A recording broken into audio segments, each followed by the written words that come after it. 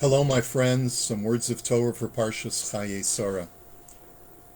In 1822, the Austrian composer Franz Schubert composed two movements of a symphony when he was just 25 years old.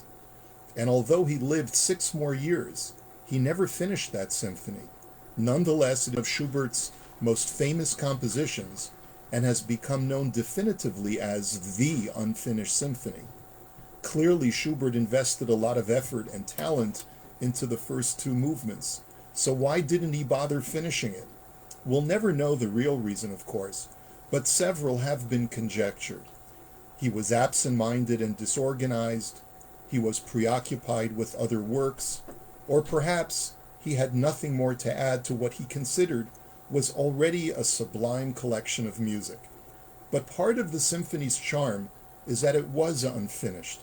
It tickles the mind and perhaps even fills us with some level of melancholy to think what the rest might have sounded like. Some have compared life to a symphony. Just as a symphony has multiple movements, so does one's life. The goal is to finish the symphony, to create a synthesized and harmonious one out of so many different sounds and movements of one's life.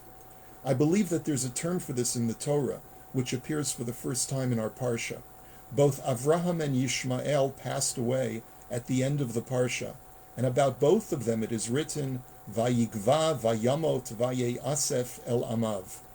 The term Vayigva, translated as he expired, is identified by a number of commentaries as referring to a complete separation between the body and the soul. This is what happens to a great tzaddik when he or she passes away. The soul and the body separate cleanly and smoothly, without any difficulty whatsoever. But the term Vayasef el Amav is commonly translated as he was gathered to his nation.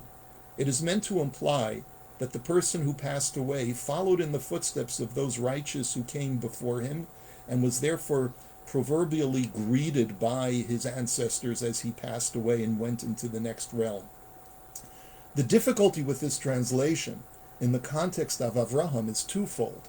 Firstly, Avraham broke stride with his ancestry, which was idolatrous. So how exactly did he come back to his people? Secondly, the conjugation is a bit off, since it should have said Vayasef el Amo. He gathered or was gathered into or to his nation in the singular. Why is the word Am, nation, conjugated in the plural, Amav? Rav Yaakov Tzvi Mecklenburg of the 19th century explains that the word Am is derivative of the preposition im, meaning with. It implies a grouping together of different individual people or objects that have some shared feature.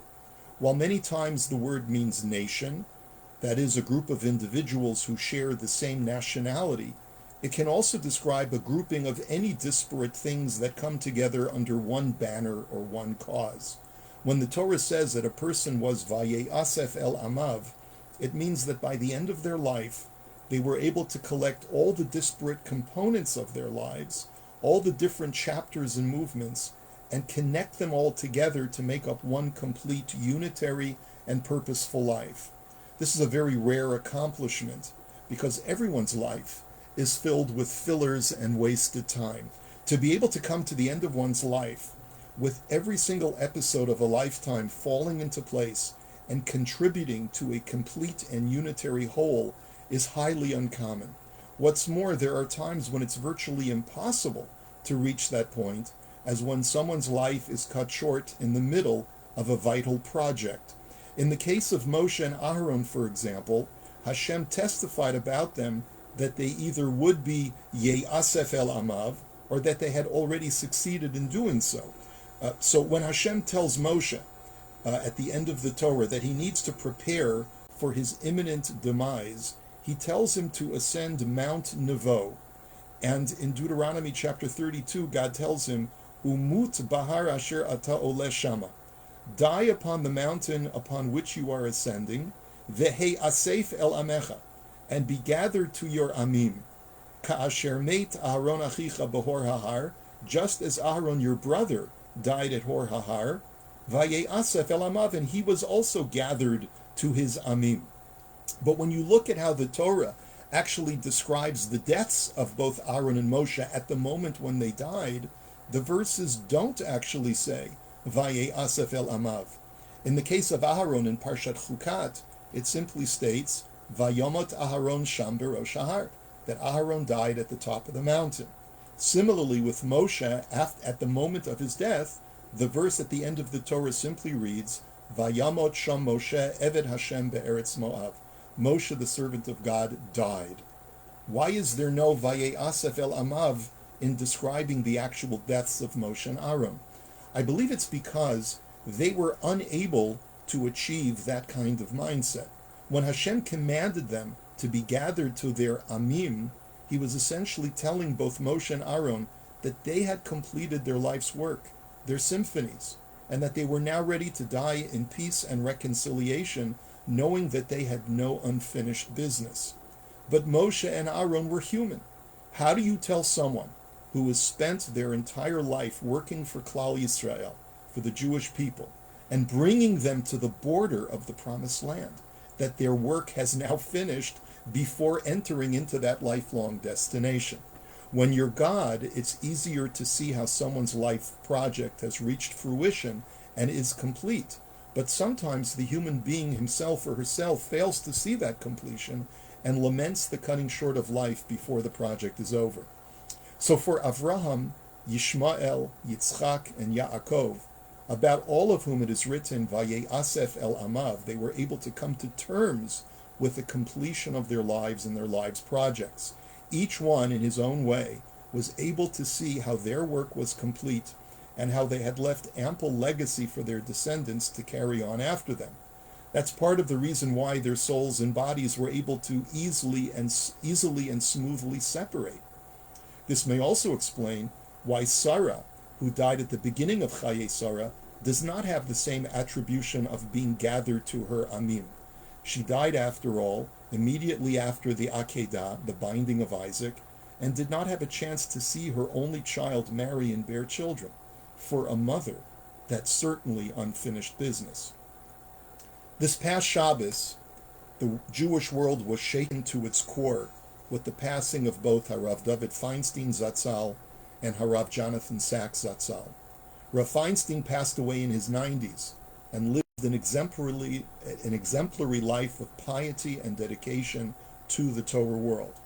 For the onlooker, it may be easier to find solace in the prospect that he was Vaye Asaf el Amav, that the disparate parts of his life were gathered together to comprise a harmonious whole. But Rabbi Sachs left us in the middle of an extremely productive life with irreplaceable talents.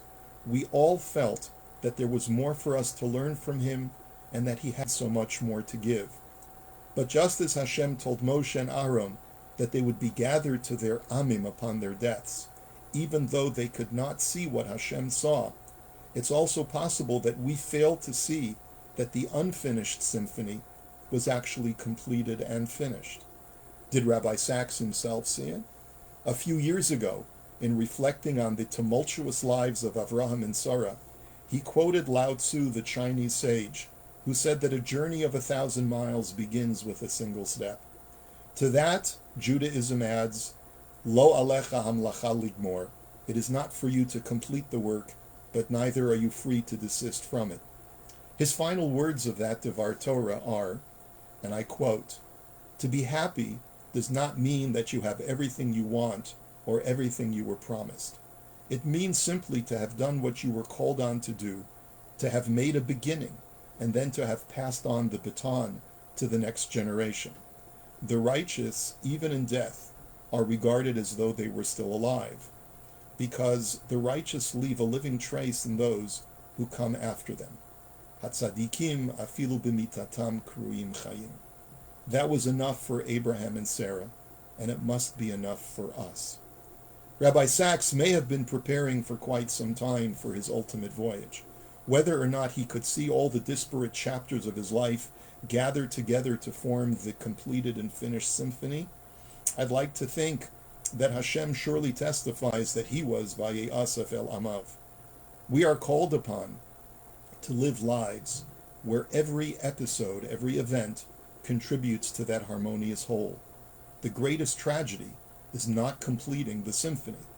If only we could possess even a fraction of the productivity that Rabbi Sachs demonstrated throughout his career, we too can aspire to finish our symphonies. It starts with a single step, every day putting one foot in front of the other. Let's also remember that life, even amidst a pandemic, is part of the divine plan for each and every one of our symphonies. We can and must still be productive, creative, and accomplish great things. So may our efforts at living harmonious and full lives of Torah and mitzvot bring us to the ultimate redemption, b'mheira b'yameinu, amen. I wish you a Shabbat Shalom, a good Shabbos, a productive, harmonious life, and let's all gather together on the other side of this pandemic and celebrate when we are able to see the effects, the positive effects, and all that we have accomplished. Take care now.